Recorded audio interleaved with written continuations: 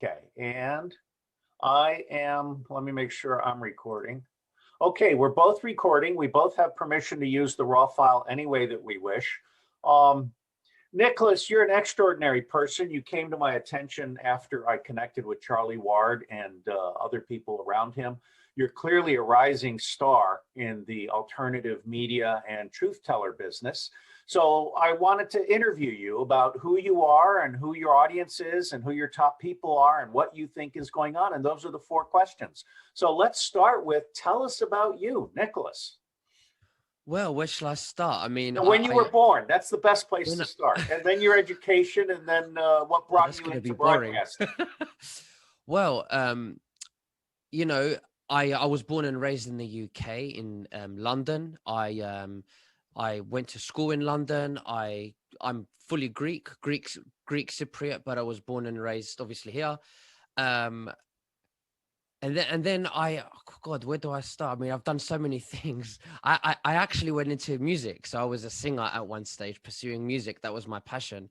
I've been on, in various TV shows in the past, and like the X Factor, and got quite far in that. In 2007, I was in the top 40, um, and then I had a business, buying and selling gold and moving gold to Saudi Arabia. My customers were doing that, and we were working together for a while. And I've always known about the cabal. I woke up when I was 18 years old.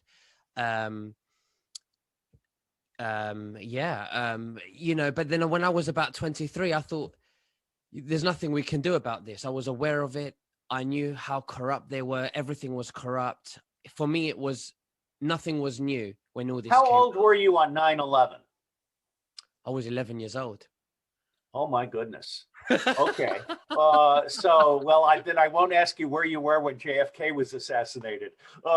So what was your wake up moment, if you will, when you realized that there was a community of people interested in the truth, and you started being part of that group? Well, In other words, when did you come out publicly as a I'll, thinker and voice? right. So when I realized, I would say about 6 months ago. 6 months ago, I started my Facebook group. I gained many thousands on there, and it was taken down. And then I met Lee Hemington. He got me on the Charlie Ward show, and Charlie. It was a really good interview. Within a day, we got 80,000 views with that. And people messaging me saying they really like the questions, and you asked the right questions, and it's exactly what I was thinking. And there were just questions that I was curious about, and it was just something that was itching me.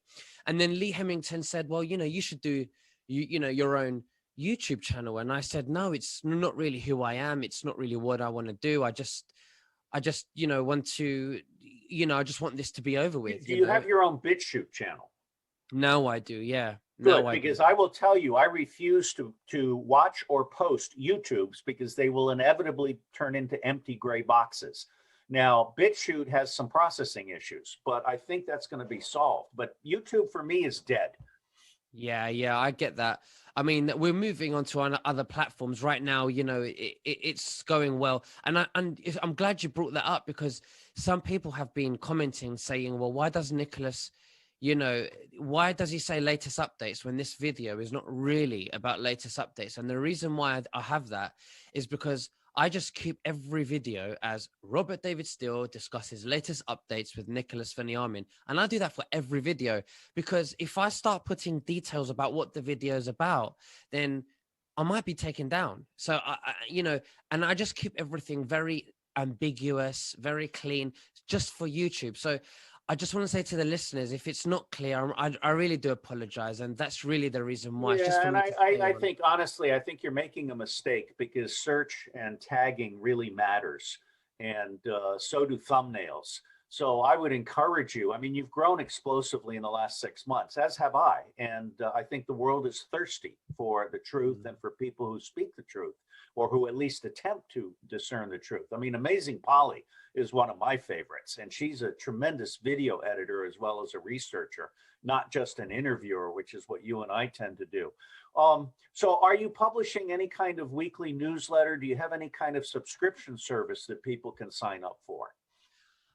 No, I'm not doing any kind of subscription newsletters, anything like that. But I will be doing that in the future. But at the moment, I'm because we can't rely on YouTube and social media.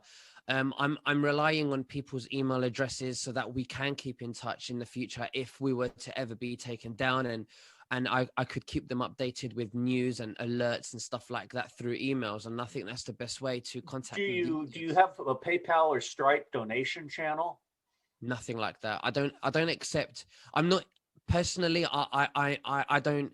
I'm in it because I'm in this because of I'm passionate about the truth. And So I'm you're not a passionate. filthy rich musician for whom this is a hobby. Well, the music, I was passionate about music. Again, I'm never been a money person. I always do something because it's in my heart. I'm the same. I'm exactly the same way. Yeah. So talk to me. Let's talk about your audience first, and then we'll talk about some of your greatest guests. So who do you think is in your audience? I have no idea. I just know it's truthers and just International. I mean, I have people from Australia to Zimbabwe. So do any countries stand out other than the UK?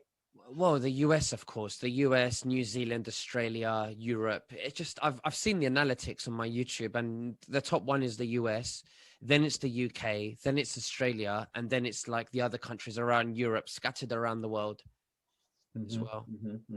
And so you don't have a demographic sense, because I tend to reach older people.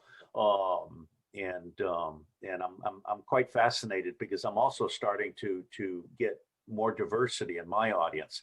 So let's talk about your top 6 guests in terms of audience reactions that you could measure. So who is the absolute best guest you've ever had, and you're not allowed to name me? Well, you are one of them, right? Even if you didn't say that, I would have said that anyway. You are one of them because you're a former CIA spy and you've got great experience, and you're an older man with experience, and I think that's so valuable. Charlie Ward, obviously, he's someone a giant. he's a giant right now.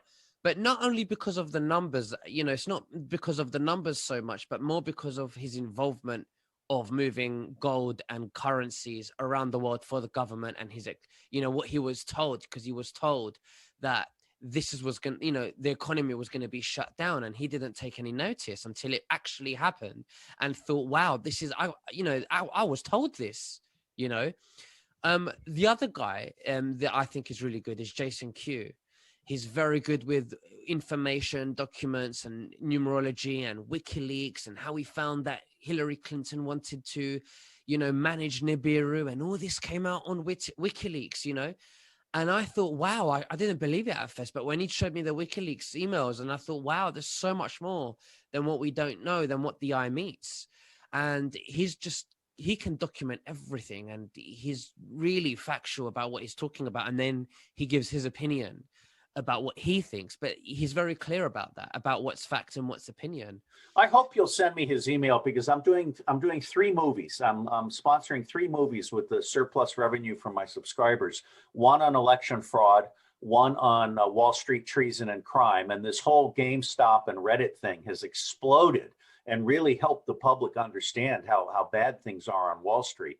And then the 3rd movie is on satanic pedophilia. So if you connect us, I'm sure there's a role for him as both a researcher and and someone to be interviewed. So who's your 3rd? Who else is there? Any women? Well, they're no in particular order, but Mel K is the other one as well. I mean, I'm not putting them in order, by the way. These are just people that top 5, 6 people that I can just think of. I like Mel K very much, and she's I've linked her up with Sarah Carter, and she's trying to reach Tammy Lauren, and I think Mel K is going to end up being one of the top voices among conservative women.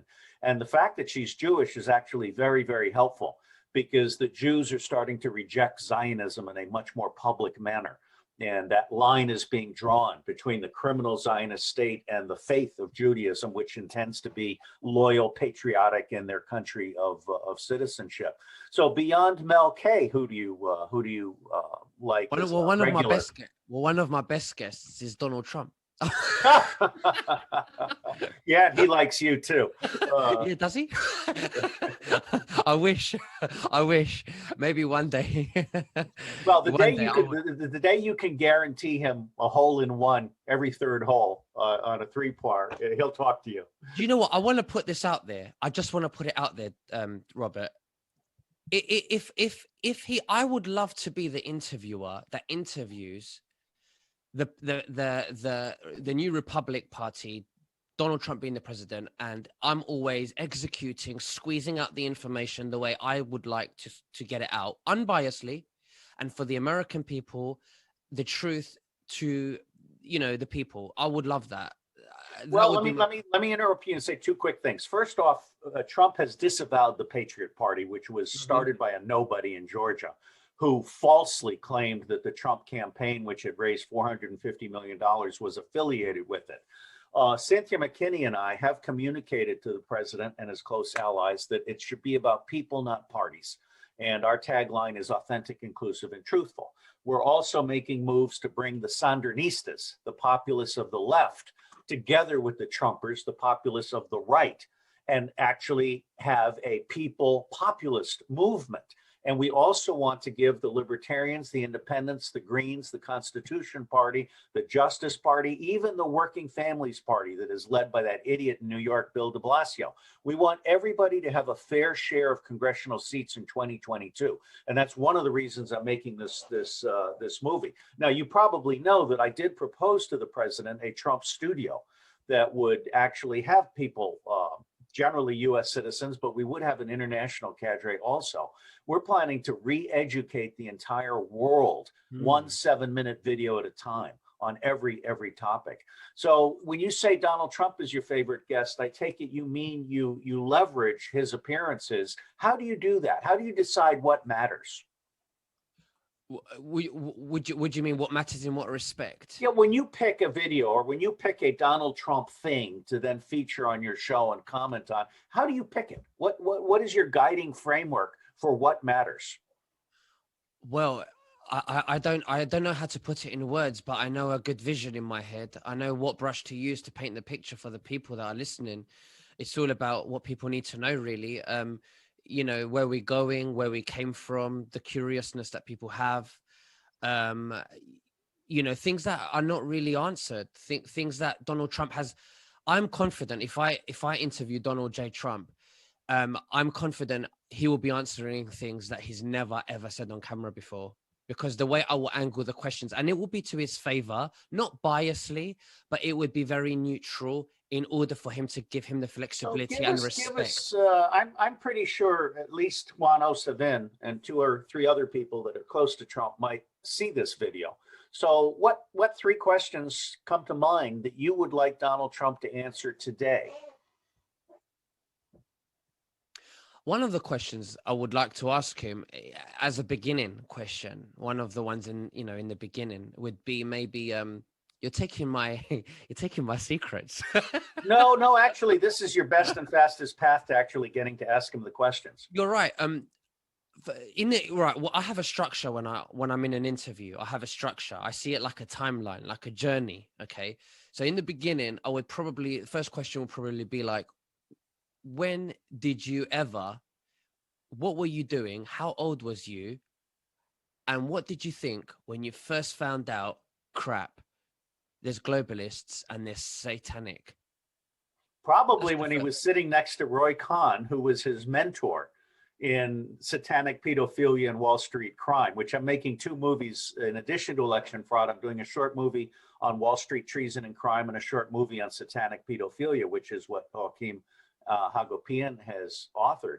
I will tell you that from my knowledge of New York, I'm a son of New York, and I'm friends with Detective Jimmy Boots, who was the top detective in New York City for pedophilia and prostitution, who gives Trump a completely clean bill of health. Trump has also been an informant for the FBI on gambling and white collar crime and so forth. So I will tell you, my preliminary answer to that question on his behalf is he learned everything he needed to know about crime when he was first trained by his father and Roy Cohn, Cohn. And he learned more from Giuliani, who's now a total loss. Everyone should read Patrick Burns, B-R-Y, I can't even spell it, but you know who I'm talking about, the billionaire that tried to help Trump. He has a devastating piece on Giuliani and his girl Friday, who he calls him mediocrity. I think Trump also drew on his uncle, who processed John Tesla's papers. Mm-hmm. And I believe that Trump has known a great deal. And finally, I will tell you, I think that Trump and John F. Kennedy Jr. formed an alliance in the 1980s, if not the 1990s. And I hope you get a chance to interview both of them in the near future. I would love to. Now, so what is the second question that would come to mind? I'm going to be very honest with you. Now, when I interview people and think, wow, he's a great interviewer. Wow, great questions. Even with Charlie and other people, I never plan my questions. Okay. They're always what's itching me. It's what's itching me. It's where I feel emotional about. Do you have an itch to ask me a question right now? The other thing I was going to say, Robert, was the questions that I have are basically depends what they tell me in the interview and where they stir it, because most of the questions that I have are merely because they've just given me the question in my head. You're in a conversation rather than a scripted scenario. Yeah. So who else have you interviewed that you think my audience should be aware of so that they come to your channel? God, let me have a look at God. Mel K, Jason Q are very, very good. Gene Decode is another one. I'm having him this Monday. I've got him, actually, I'm going to tell everyone this and everyone's going to love this. I've got Gene Decode every Mondays, right? Yeah, I've heard good things about him. That's very good. He's very good. Are there any people you watch? For example, do you watch Amazing Polly? Do you know what? She rings a bell, but I don't recall her. She's the blonde Canadian that she does very good holistic thinking, very good research, and then she's a superb video editor, which I am not. And so she's got the complete package. And I'm always looking for people who have actually done research and aren't just doing interviews. And right now, Amazing Polly is my #1 in the world. I like her very much. So let me ask you this as we kind of draw to a close. What the fuck happened in the United States of America in the election? If I was to give my humble opinion and think logically, right, and put it very simply, is all of this it's supposed to happen to wake people up, to build up public opinion. That's what Trump, I think, wants, to build up public opinion for people can see what Biden is doing. I mean, think about it. How many people now have turned who regret voting for Biden, who also don't like Trump, but then you get a percentage of those people that voted for Biden who are now Trump supporters. Do you have a view on whether Biden is alive or whether there are multiple Bidens? I don't know about that, but I can tell you that the Biden we see today is not the real Biden. Just look at the ears, look at the width of the face. It's not as square, and also the eyes. The old Biden was so much more evil. You just look, the eyes are the windows to the soul. If you can see it, then you will see it. You will know. I'm willing to buy into that. Now, there's a lot of talk. In fact, here in Washington, D.C., hotel rooms at the Trump Hotel are said to be costing 4 times more than usual, $3,000 a night instead of, this might be a junior suite, $3,000 a night instead of $650 to $750 for the period 1 through 7 March. Do you have any gut sense from your perch, from the people you talk to, which are different from the people I talk to? Do you have any feeling for how things will play out in the United States in the next 90 days? Wow. I'll be honest with you. only less than 10 people actually know what's going to happen. If I can only guess, my guess is as good as yours. But the fact that they've raised the prices, if you money talks, and when you look at those prices, I mean, I think you've got your answer. Why?